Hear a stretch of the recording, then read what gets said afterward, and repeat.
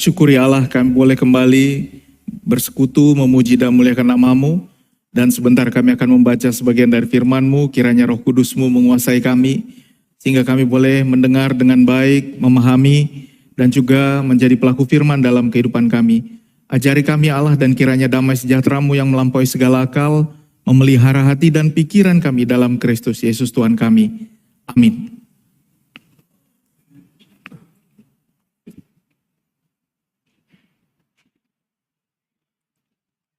Saudara-saudara, saya firman Tuhan hari ini dari Lukas 7 ayat 41 sampai 50. Saya akan baca untuk kita semua dari Alkitab terjemahan baru yang kedua.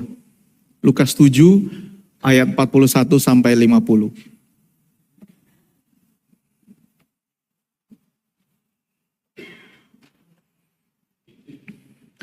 Ada dua orang yang berutang kepada seorang yang membungakan uang. Yang seorang berutang 500 dinar, yang lain 50. Karena mereka tidak mampu membayar, ia menghapuskan utang kedua orang itu. Siapakah di antara mereka yang akan lebih mengasihi dia? Jawab Simon, aku kira dia yang paling banyak dihapuskan utangnya. Kata Yesus kepadanya, betul pendapatmu itu. Sambil berpaling kepada perempuan itu, ia berkata kepada Simon, kau lihat perempuan ini, aku masuk ke rumahmu namun engkau tidak memberikan air untuk kakiku, tetapi dia membasahi kakiku dengan air mata dan menyekanya dengan rambutnya. Engkau tidak mencium aku, tapi sejak aku masuk ia tidak henti-hentinya mencium kakiku. Kau tidak meminyaki kepalaku dengan minyak, tetapi dia meminyaki kakiku dengan minyak wangi.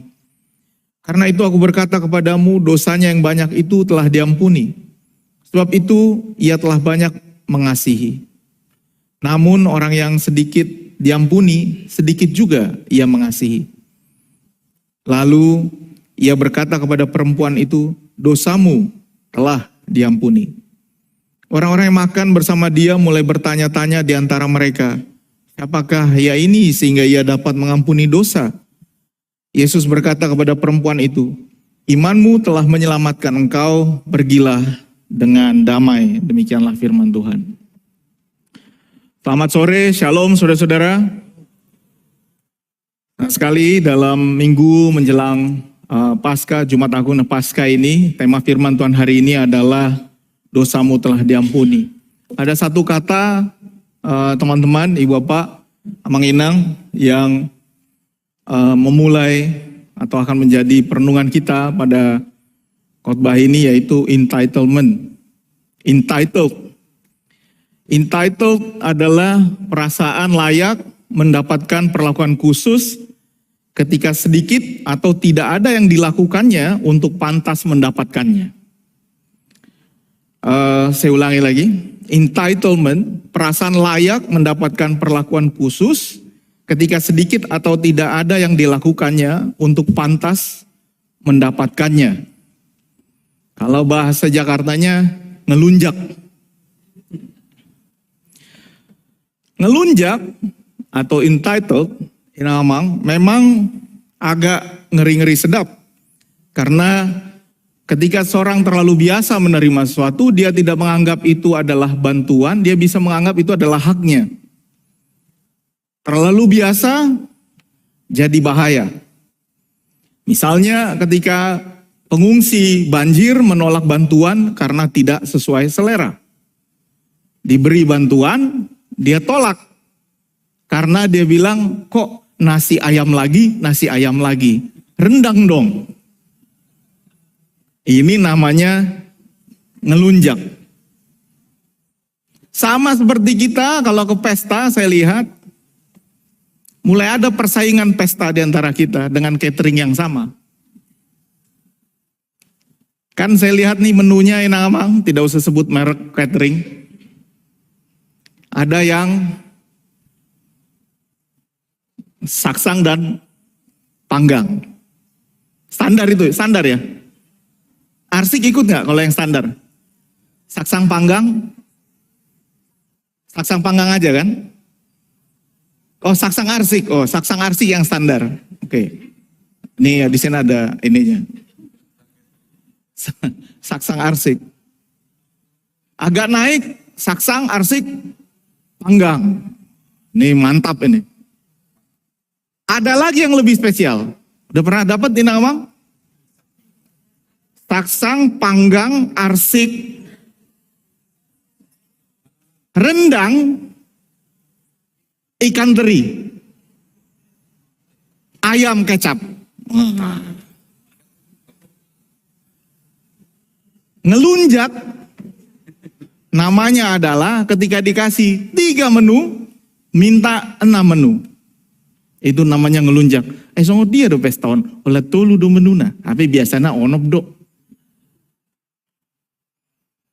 Ngelunjak banyak sekali terjadi sekarang. Misalnya para food vlogger minta makan gratis. Saya punya 20.000 follower, tolong beri saya makan gratis. Itu ngelunjak namanya. Ngelunjaklah yang membuat dari 10 orang buta yang disembuhkan Tuhan Yesus hanya 1 yang kembali. Karena dia merasa, orang Samaria ini merasa saya bukan orang yang pantas ditolong. Tapi yang 9 merasa sudah seharusnya. Dan ngelunjak juga yang membuat kita sekarang saudara-saudara ada pada perang dagang. Amerika Serikat merasa kita ngelunjak, kita merasa dia yang ngelunjak. Nggak tahu siapa yang benar, kita lihatlah. Ekonomi terancam dengan ini. Dan yang agak ngeri-ngeri sedap juga adalah bahwa mentalitas ngelunjak ini masuk ke gereja. Masuk ke gereja. Saya cerita pengalaman pendeta ya. Kalau pengalaman jemaat nanti saya dikeroyok banyak orang, saya agak takut. Sebagai pendeta kami punya entitlement. 1, parkir di depan pagar. Makanya kalau mau parkir depan jadi pendeta, parkir depan pagar gereja. VIP, mobil boleh jelek, parkir depan pagar. Tapi sebenarnya ini karena biar cepat, jangan macam-macam dulu berpikirannya. Nah kadang-kadang kami merasa itu menjadi hak kami, bahkan melampaui apa yang sebenarnya menjadi hak. Misalnya, kalau kami ikut pertangyangan di Naamang, ya kan biasanya kan selalu dibekali. Iya masih gitu gak sih di AKBP Menteng? Dapat dope kami? Dapat dope? Itu? Oh. Biasa dibekali. Sekarang kalau kami merasa ngelunjak, bisa-bisa kami yang pesan. Nasi gorengnya nggak usah lenang, yang ini aja dibawa 3 bungkus. Udah dibungkusin sampai di pintu. Ah, kok ini tukarlah. Ngeri-ngeri sedap. Paduan suara Hosana. Berapa minggu lalu, berapa tahun kita? 30, berapa? 33 tahun. Ingat Tuhan Yesus cuma 33 tahun. Nggak ada maksud apa-apa, nggak ada maksud apa-apa. Harus lanjut maksudnya, harus lanjut. Paduan suara juga kadang-kadang merasa, oh ini hak saya bernyanyi minggu ini. Jadi kalau yang lain mau nyanyi nggak boleh. Padahal dia nggak bisa nyanyi. Tapi kalau ada yang nyanyi nggak boleh. Nah kemarin, memang betulan saya diundang Bang Boris ada nggak di sini? Tadi saya bilang supir gereja deh. Saya diundang acara login Habib Jafar. Tadinya gini, saya mau bagi ini. Ada pertanyaan yang sangat menarik. Yang buat saya jadi merenung juga. Pertanyaan apakah ada pahala bagi para pembawa tas pendeta?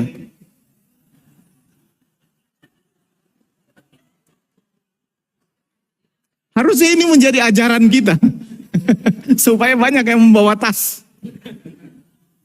Rupanya bagi mereka memang ada pahala buat para asisten, para orang terpercaya, ya, para imam dan lain sebagainya. Memang itu ada dalam ajarannya. Menurut beliau. Saya bilang enggak, kami enggak ada. Tapi pada kenyataannya kadang-kadang kalau pangkatnya tinggi, ada spesialis pembawa tas. Asisten.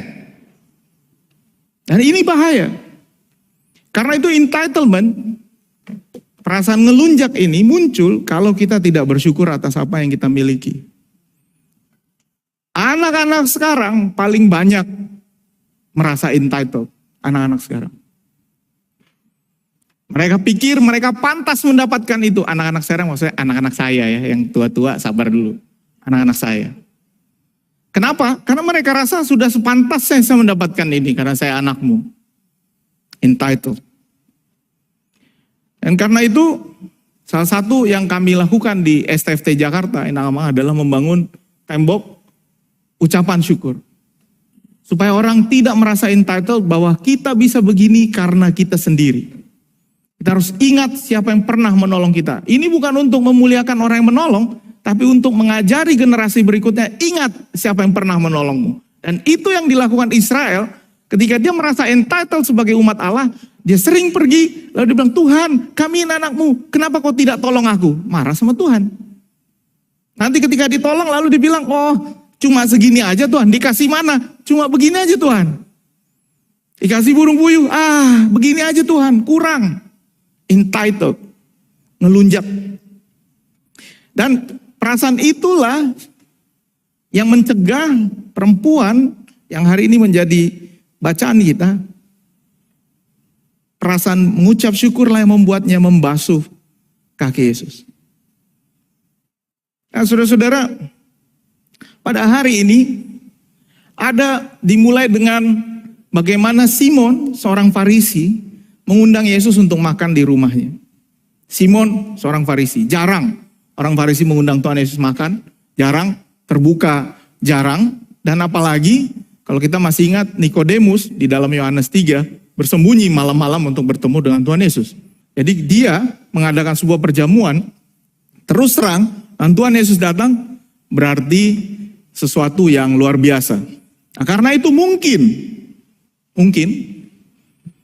karena dia merasa sudah sepantasnya Yesus datang ke rumah saya, ada hal-hal yang dia tidak lakukan, yaitu biasanya tuan dan nyonya rumah harus mencuci kaki tamunya sebagai tanda keramahan. Harus. Dan itu yang dilakukan nanti Tuhan Yesus pada murid-muridnya di perjamuan terakhir. Biasanya dia harus menyeka kakinya dengan kain lap, dan biasanya ada juga orang khusus untuk mengerjakan itu. Karena pada waktu itu sendalnya kotor, tanahnya masih tanah kering, sehingga orang masuk ke rumah harus dibersihkan. Sehingga mencuci kaki tamu yang datang bukan sesuatu yang istimewa, itu adalah sebuah keramah tamahan. Dan sepertinya karena dia tidak mau terlihat tunduk kepada Yesus yang adalah musuh pada waktu itu bagi orang Farisi dan orang Yahudi, dia kemudian tidak melakukannya, mungkin. Sehingga dia bilang, ya saya undang, ya udahlah, tapi saya nggak usah berlebihan juga menyambut dia. Biasa aja. Biasa aja. Dan ketika seorang perempuan berdosa datang, dia meminyaki kaki Yesus dengan minyak wangi. Dan di situ dikatakan, tidak ada namanya. Seorang perempuan yang terkenal sebagai seorang berdosa. Pertanyaan saya awalnya, kok bisa masuk? Ya kan, ini kan rumah, kok masuk? Berarti undangannya terbuka. Bukan hanya untuk Tuhan Yesus. Ada orang lain di situ, dan nanti terbukti ketika ada orang lain yang bergumam membicarakan Yesus, apa yang dia lakukan. Dan ketika perempuan ini dikenal sebagai orang berdosa, datang mendengar Yesus sudah ada di rumah itu, dan dia tahu karena di dalam Lukas 7, di ayat-ayat sebelumnya, ada Tuhan Yesus sudah membangkitkan anak muda di Nain. Tuhan Yesus sudah menyembuhkan banyak orang, dan orang-orang banyak sudah mulai mengikut dia dan mengatakan, oh ini orang benar. Jadi ketika dia mendengar ada Tuhan Yesus datang, dia pergi untuk menyambutnya. Dia menangis, berdiri di belakang Yesus dekat kakinya, membasahi kakinya dengan air matanya, menyekanya dengan rambutnya, mencium kakinya dan meminyakinya dengan minyak wangi itu. Dia membasuh kaki Yesus. Nah saudara-saudara, kebetulan tadi pagi saya khotbah di GKI Kepaduri, di GKI. Teks mereka adalah Yohanes 12. Hari ini saya buat 2 khotbah, cukup capek juga. Tadinya saya kira sama, makanya saya terima, ternyata nggak sama. Lain kali jangan terima 2. Pelajaran moralnya. Tapi ada kesamaan dan perbedaan. Kalau nanti Tuhan Yesus baru ke rumah Maria dan Marta di Lukas 10, Lukas 7 belum. Tapi dalam Yohanes 12, kaki Yesus dibasuh oleh Maria. Dengan proses yang sama. Seperti apa prosesnya? Perbedaannya seperti apa? Jika Lukas 7 dilakukan oleh orang berdosa, terjadi di rumah Simon orang Farisi, menggunakan minyak wangi, dan diprotes oleh Simon. Jadi yang protes itu Simon orang Farisinya. Di Yohanes 12 ketika Maria meminyaki kaki Yesus, Maria, saudara Marta dan Lazarus yang melakukannya, kemudian terjadi di rumah Maria dan Marta. Mereka menggunakan minyak narwastu murni yang mahal, jadi ada dibilang harganya 300 dinar, dan kemudian diprotes oleh Yudas. Sama, tapi nggak sama. Nah, kesamaan mereka adalah bahwa perempuan di Lukas bersyukur untuk pengampunan dosanya. Lalu kemudian ketika ada yang protes, Tuhan Yesus membela dengan bercerita tentang perumpamaan orang yang berutang.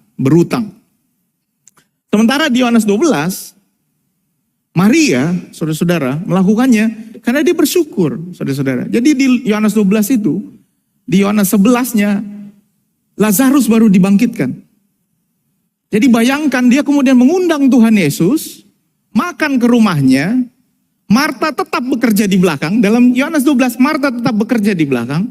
Maria duduk di samping Tuhan Yesus, membasuh kakinya dengan rambut, dengan minyak narwastu yang mahal. Tetapi di meja makan itu, ada Tuhan Yesus dan ada Lazarus. Jadi bayangkan betapa bersyukurnya dia ketika dia tahu saudaranya yang dia baru tangisi beberapa hari yang lalu. Dan ketika Tuhan Yesus datang dia bilang, Tuhan seandainya kau ada di sini, saudaraku tidak akan mati. Dan ternyata bangkit kembali. Dan mereka pada saat itu bisa duduk sama-sama makan. Betapa bersyukurnya dia.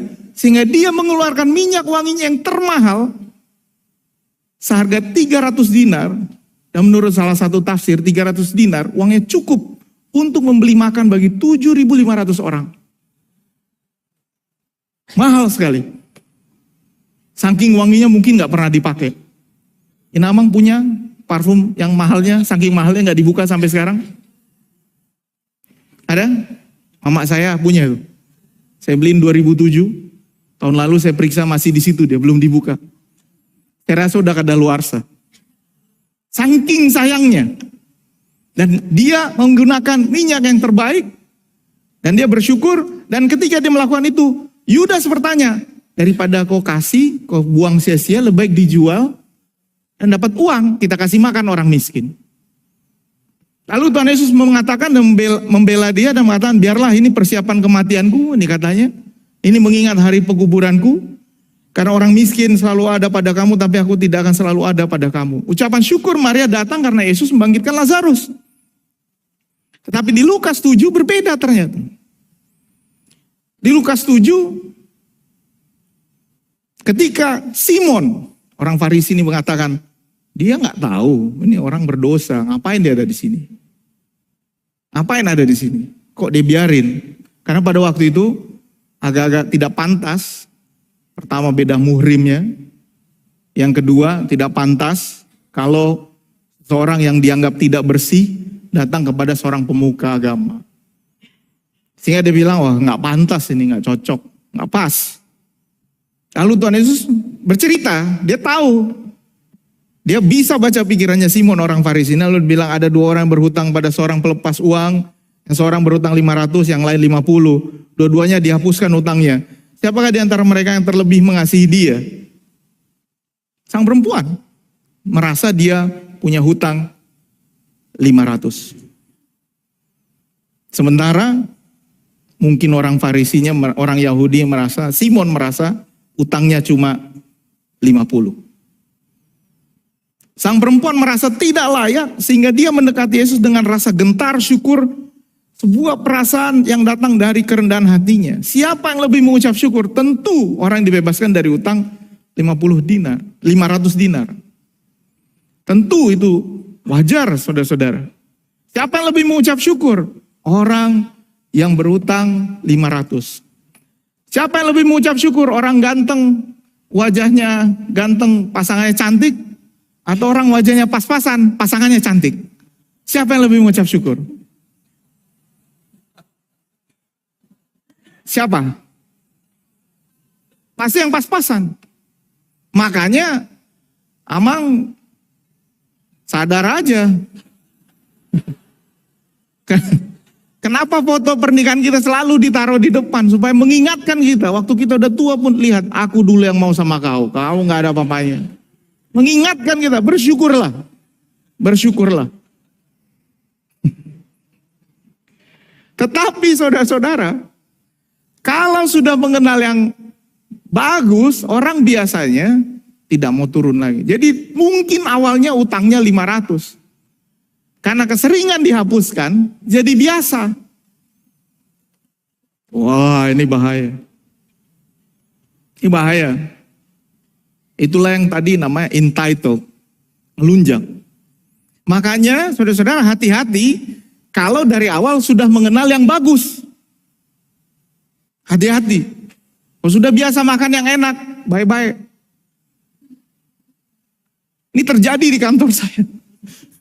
Kantor saya, kantor ketua, ini ada staff. Tadi saya lihat ada di mana deh. Dulu jarang makan, sekarang saya bilang ayo kita makan. Makan, wah enak bang, makan apa? Terserah bang, warteg. Ningkat, bang jangan warteg aja dong, Padang. Sekarang sudah all you can eat.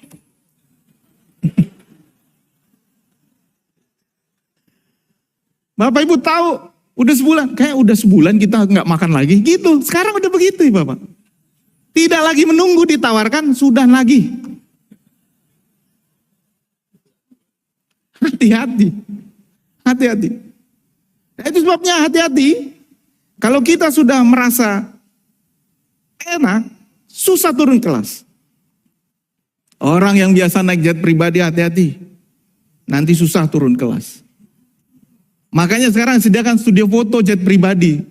Supaya nggak ketahuan nggak punya jet tapi kelihatannya naik jet pribadi. Dan ini yang ditawarkan dunia sekarang. Kita mau melihat bahwa ada orang-orang yang terus-menerus menunjukkan bahwa dia entitled. Menghargai yang kita terima, jika kita merasa tidak layak menerimanya, akan membuat kita merasa bersyukur. Karena itu orang yang baru mendapatkan keberuntungan, dan dia rasa dia tidak layak mendapatkannya, dia akan lebih bersyukur. Itu sebabnya saudara-saudara ini saya buat kontrasnya. Kata Tuhan Yesus pada Simon, aku tahu apa maksudmu. Kau lihat perempuan ini, aku masuk ke rumahmu. Kau tidak kasih aku air untuk membasuh kaki, dia membasahi kakiku dengan air mata dan menyeka dengan rambutmu. Kau tidak cium aku, tapi sejak ia masuk tidak ada henti-hentinya dia mencium kakiku. Kau tidak minyaki kepalaku dengan minyak, dia minyaki kakiku dengan minyak wangi. Siapa yang entitled di sini? Simon, orang Yahudi. Siapa yang merasa tidak layak? Sang perempuan. Karena itu dalam perjalanan Tuhan Yesus kemudian banyak sekali perempuan dan anak-anak yang merasa bersyukur karena Tuhan Yesus menerima mereka tanpa pembedaan. Ibu Bapak tahukah ada doa, salah satu doa orang Yahudi adalah, Tuhan saya bersyukur karena saya bukan perempuan dan bukan anak-anak. Sehingga ketika Yesus membuka diri untuk pelayanan bagi para perempuan, mari silakan ikut. Mereka banyak sekali kemudian menjadi orang-orang yang menopang pelayanan Tuhan Yesus. Dan kemungkinan besar perempuan yang tadi menyeka kaki Tuhan Yesus disebut Maria Magdalena. Kemungkinan besar. Karena itu saudara-saudara, setelah tahu dan bersyukur, Tuhan Yesus kemudian mengatakan, aku berkata kepadamu, dosanya yang banyak itu telah diampuni, sebab ia telah berbuat kasih, tapi orang yang sedikit diampuni, sedikit juga ia berbuat kasih. Orang yang merasa diberi banyak, biasanya mau memberi banyak. Orang yang merasa layak menerima banyak, biasanya tidak memberi banyak. Tetapi seperti biasa, selalu ada haters. Seperti kata lagu Taylor Swift, haters gonna hate. Orang lain langsung bertanya, siapa orang ini sehingga ia mengampuni dosa? Dan sama seperti ketika Maria, saudara Marta, menyeka rambut Tuhan Yesus, menyeka kaki Tuhan Yesus dengan rambutnya, menangis. Yudas bertanya, untuk apa kau buang uang itu? Haters gonna hate. Karena itu saudara-saudara, pesan untuk kita. Yang pertama, hati-hati jika kamu merasa lebih layak dari yang lain. Oh, ini perasaan bahaya sekali nama. Perasaan ini perasaan yang betul-betul berbahaya. Karena begitu kita punya hal ini, maka kita akan merasa, oh sudah sepantasnya tiap hari aku disiapkan sarapan. Oh sudah sepantasnya aku dapat pendidikan yang terbaik. Oh sudah sepantasnya keluargaku memperlakukan aku seperti ini. Dan ketika dia tidak melakukannya, terjadilah pertengkaran. Sudah sepantasnya. Sudah sepantasnya. Apakah saudara-saudara sudah jadi terbiasa untuk hal-hal yang kita terima selama ini? Yang kedua, bersyukurlah Allah mengampuni dosamu dari ketidaklayakan. Bukan karena engkau layak, tapi karena tidak layak. Dan karena itu Bapak, betul-betul akar kata thank you datang dari bahasa Jerman kuno karena Anglo-Saxon, bahasa Inggris berasal dari tradisi Anglo-Saxon, berasal dari Jerman sebenarnya, Germania ke atas. Dan tangel dalam bahasa Jerman kuno berarti berpikir. Dalam bahasa Jerman modern pun, danken und denken. Danken berterima kasih, denken berpikir. Bahasa Belanda juga seperti itu, danken and denken. Jadi kalau kita pikir, baru kita berterima kasih. Kalau kita rasa saya layak dapat itu, nggak lagi bilang terima kasih. Bahaya sekali perasaan layak ini. Karena itu jika kita bersyukur atas berkat Tuhan dalam kehidupan kita akan menjadi komunitas yang berbagi kasih. Karena kita juga menerimanya. Oh ini bahaya sekali. Bahaya sekali. Saya juga takut tergoda. Terus terang ini godaan juga buat kami. Godaan ini mungkin kalau di gereja kita parkir. Oke lah parkir.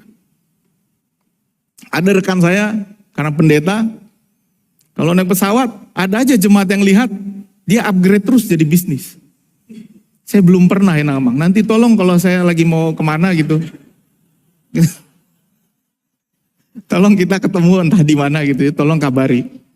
Ini selalu di upgrade jadi bisnis. Ini jadi kesaksian dia. Tapi saya bilang hati-hati loh bang. Nanti keenakan di bisnis. Duduk di ekonomi sedih. Mendingan di ekonomi aja. Nggak bisa lebih sedih lagi dari ekonomi. Udah selesai di situ.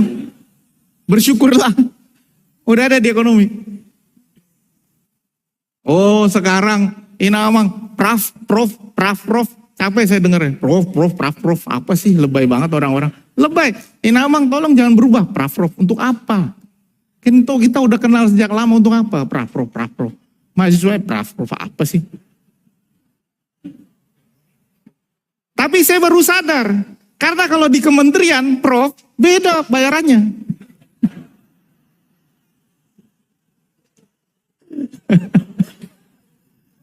Ibu bawa, perlakuannya beda. Prof, kalau Prof, mantap, kita eselon berapa nih? Gitu. Wah itu bahaya. Kalau ada acara, duduk Prof, duduk depan Prof di depan. Macam betul aja.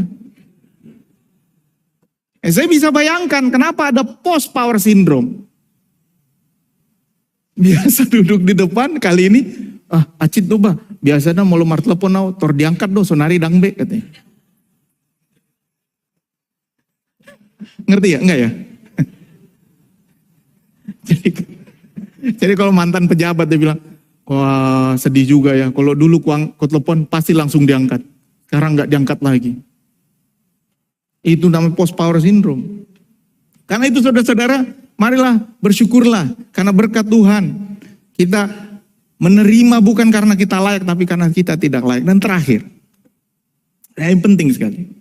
Ini adalah bagian dari tafsir yang mengikuti tradisi yang juga dilakukan oleh Maria kepada Tuhan Yesus.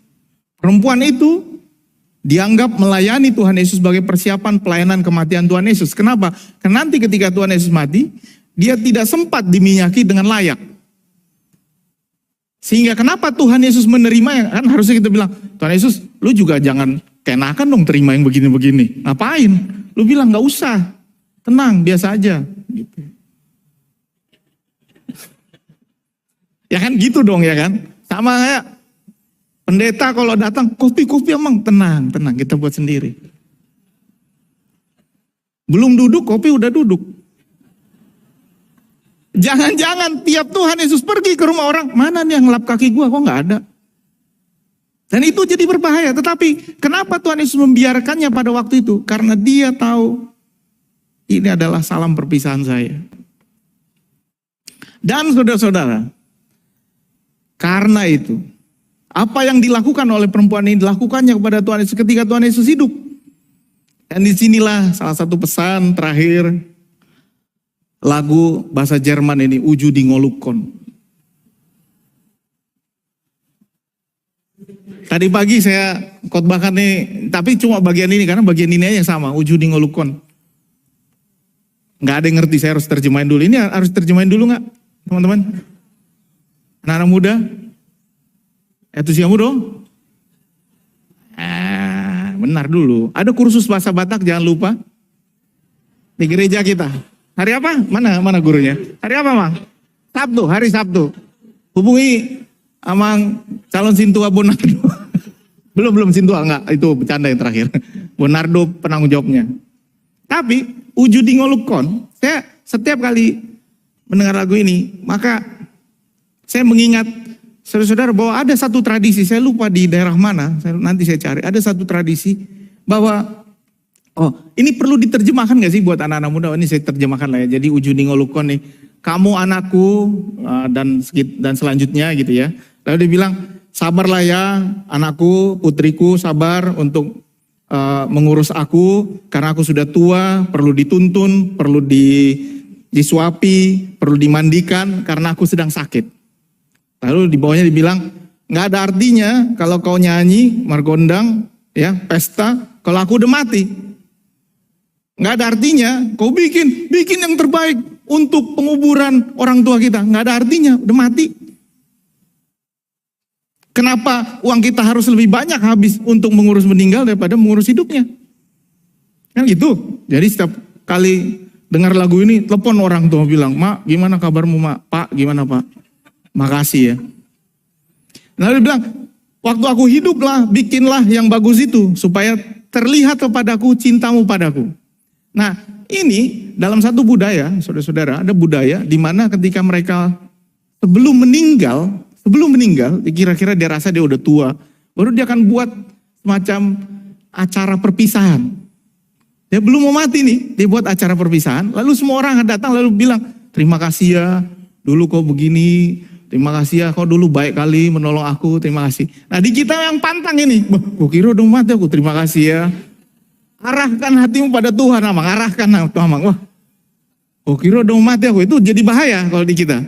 Tapi dalam tradisi mereka, katanya begini, lebih baik bilang di situ daripada nanti di kuburan. Kan gitu, waktu di kuburan gak didengar lagi. Oh baik kali Amang ini, Amang. Gak didengar, percuma. Bikin yang terbaik, percuma. Jadi sekarang buat adik-adik, anak teman-teman, bawa orang tuamu jalan-jalan. Tunjukkan yang bagus sekarang. Jangan nanti pas udah meninggal, untuk apa? Untuk apa? Sekarang. Orang tua juga jangan sok sibuk. Kalau diajak jalan, ayo jalan. Itu kan? Marende ada Marcordo Fehami gitu, ngeri kali. Ayo Mak, jalan kita. Line dance dulu aku. Mak, line dance. Itu mama kami tuh gitu, Mak. Ayo Mak, makan kita. Line dance. Ada teman punguanku. Udah diajak. Ini curcol. Jadi saudara-saudara, apa yang dilakukan Maria dan apa yang dilakukan perempuan ini adalah persiapan untuk kematian Tuhan Yesus. Dan ketika dia melakukannya, Tuhan Yesus melihat, oh kamu baik ketika aku hidup. Dan ini yang terakhir adalah sebagai persiapan, lakukanlah yang baik ketika yang kamu kasihi masih hidup. Jangan pas sudah meninggal, telat. Yang lebih ironisnya ada dua budaya yang saya tahu yang agak bersaing soal menghabiskan uang waktu acara meninggal. Kita dan teman-teman kita orang Toraja. Tapi itu budaya, apa mau dibilang? Tapi apa kita tidak bisa punya sesuatu yang berbeda? Sehingga seharusnya berilah minyak yang termahal pada orang tuamu, lap kakinya waktu dia masih hidup. Jangan pas sudah mati carikan sepatu yang terbaik, jangan. Gak ada gunanya sekarang waktu hidup. Semoga Tuhan menguatkan kita dan sadarlah dosa kita diampuni karena kita tidak layak dan Tuhan yang berbaik hati kepada kita. Amin. Mari kita berdoa.